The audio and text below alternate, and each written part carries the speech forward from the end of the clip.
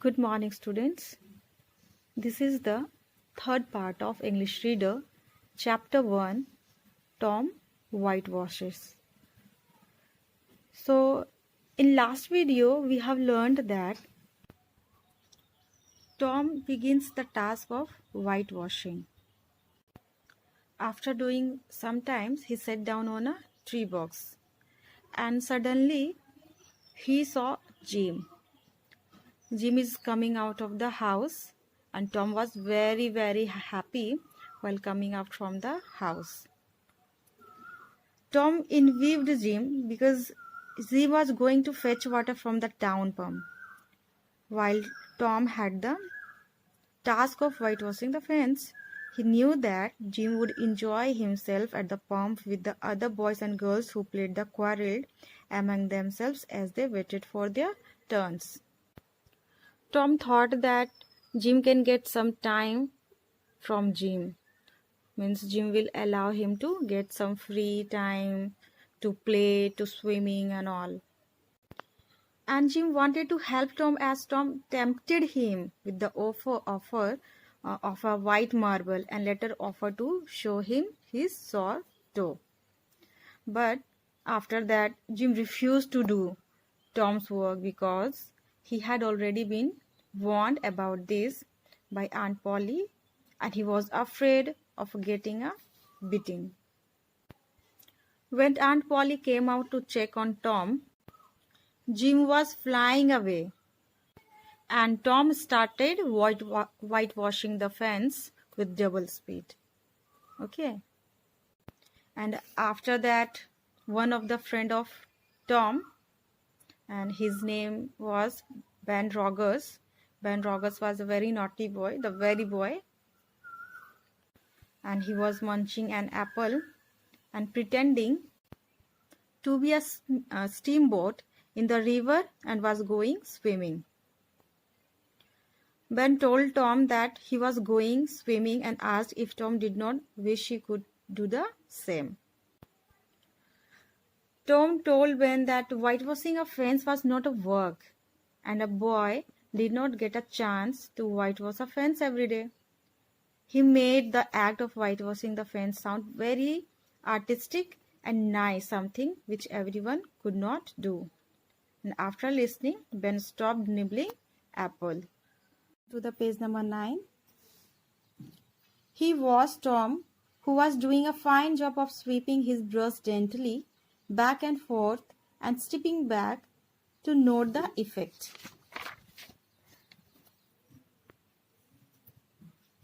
He added a touch here and there and looked totally absorbed in his work.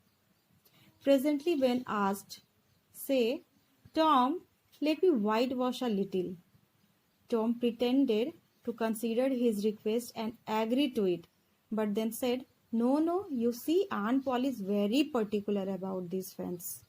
It's on that street, you know. It has to be painted very carefully. Maybe just one boy in 1,000 can do it the right way. Please let me try. Please let me just try, Ben pleaded. I will give you all of my apple. So from this paragraph, Tom makes the whole act of whitewashing the fence sound as if it was some artistic venture. So Tom makes the whole act of whitewashing the fence sound as if it was some artistic venture. He makes a great show of applying whitewash and then steps back to admire his work. The curious Ben, he requests Tom to let him try this. But Tom pretended to consider the request and then decided against it. He declared that Aunt Polly was very particular about the fence as it was right on the street and he had to be painted carefully. Then after, Ben offers him Ben offers him first the core of the apple and then the whole apple. Read this paragraph, students. Tom gave him the brush reluctantly, but he was pleased as punch that his plan had succeeded. Reluctantly means unwillingly. So while Ben panted and sweated in the sun, Tom sat in the shade and munched the apple. Here, Tom is enjoying the apple and his friend Ben was whitewashing the fence. Boys came by and stayed to whitewash. By the time Ben was too tired to paint anymore, Tom had traded the next chance to Billy Fisher for a kite and then to Johnny. Here, two another friends are also interested to paint the fence. Miller for a dead rat and so on. That means Tom is collected so many gifts. And when the middle of the afternoon came, from being a poor, poverty-stricken means hollow, boy in the morning, Tom was literally rolling in wealth. He was a rich boy and the owner of 12 marbles, a piece of chalk, a couple of tadpoles, part of Jewish harp, a piece of blue bottle glass to look through a spool cannon, a key that would not unlock anything, a fragment of chalk, a glass stopper of a decanter means stoppered glass container, a tin soldier's 6 firecrackers, a kitten with only one eye, a brass doorknob, a dog collar but no dog, the handle of a knife, 4 pieces of orange peel, and a dilapidated old window sash, to name just a few of his new treasures. Dilapidated means in a state of disrepair. Here, he idled while the other boys painted the fence 3 times over. If he had no run out of whitewash, he would have bankrupted every boy in the village.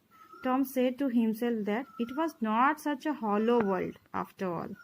He had discovered a great law of human action without knowing it, namely, that in order to make a man or a boy covet a thing, it is only necessary to make the thing difficult to attain. Similarly, other boys show up who are interested in whitewashing. By the middle of the afternoon, the entire fence is whitewashed 3 times, and Tom finds himself a rich man, having collected marbles, a part of Jew's harp, a kite, and many other items as payment from the boys doing this work. Tom had discovered a great law of human action without knowing it, that in order to make a man or a boy covet a thing, it is only necessary to make the thing difficult to attain. So, the narrator described the experiences of the boys interspersed with occasional social commentary. And the most important thing is that Tom got the fence whitewashed in one day through the clever trick of making the task. Do the exercise work of this chapter, students. So, question number A and B I will give you in your group, and C you have to do in your English 2 notebook. Okay. Find out the meaning of this expression as used in the text. Okay. And after that you will make sentence of these expressions also. Okay. The first one is rolling in wealth. Rolling in wealth means very rich, having many possessions. Okay, so you have to make a sentence of this expression also, like, we can judge that she is rolling in wealth from the number of cars she owns. Okay, now second, eye of an artist means an artistic or a critical look. So you will make a sentence of it, that after dressing me for the play, my mother looked at me carefully with the eye of an artist looking for flaws. Now third, pleased as Punch, and its meaning is very pleased, very happy. So I was pleased as Punch when my mother took me out for a treat. And fourth, worldly wealth. Worldly wealth means material possessions or things. When the old man died, he felt all his worldly wealth to his grandson. Fifth, hopeless moment. Hopeless moments means a moment when all hope is lost. So it was a hopeless moment for me when I lost the match. Now sixth, delicious expedition, and this expression means pleasurable task or job. So write the sentence of it. Going to the pastry shop was a delicious expedition. Okay, and the last one is flying down the street. Flying down the street means running fast down the street. The thief was seen flying down the street, pursued by the policeman. Okay, after that, when we add the prefix "un" to a word, we give the word the opposite meaning, right? For example, whitewashed fence.